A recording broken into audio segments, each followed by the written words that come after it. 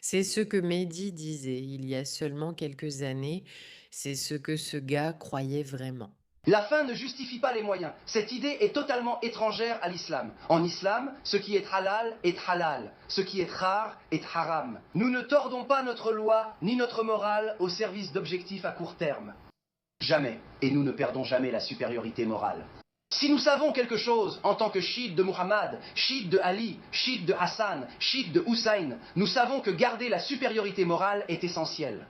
Si nous perdons la supériorité morale, nous ne nous distinguons plus des autres non-musulmans, vivant comme des animaux, prêts à enfreindre toute règle pour satisfaire leurs désirs. Nous ne sommes pas différents des autres non-musulmans, des gens qui vivent encore leur vie comme des animaux.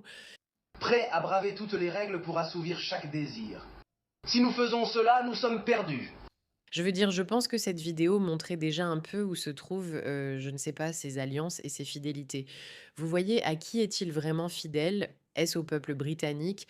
Est-ce à la cause? Est-ce à la société occidentale? Ou peut-être que c'est tout autre chose? Et comme je l'ai dit, ben, j'en ai assez de ces machines de propagande qui peuvent enfiler un costume et faire semblant d'être l'un des nôtres.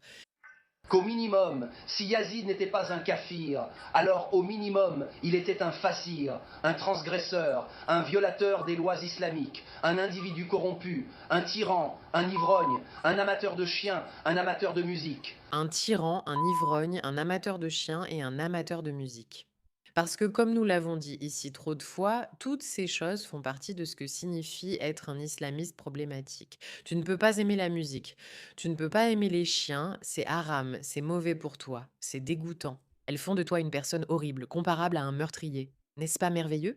N'est-ce pas merveilleux? N'est-ce pas quelque chose dont tu veux faire partie? Je le savais. Je le savais tout simplement. Chaque matin, nous pensons: pourquoi participer à quelque chose qui supprimerait la musique alors qu'elle est agréable et essentielle à notre vie? Un homosexuel, un pédophile, un déviant sexuel, quelqu'un qui a couché avec sa propre mère, astaghfirullah. Ce sont les opinions de ces oulémas dans leurs livres, pas les miennes, ni celles de l'imam Hussein ou d'Abu al-Sistani. C'est leur avis sur Yazid, tout est écrit noir sur blanc. Pourtant, Allah devrait être satisfait d'un tel homme, astaghfirullah. Allah devrait être satisfait de lui. En réalité, et c'est important, Yazid n'est pas simplement un fasik. Voilà qui est Mehdi Hassan en coulisses.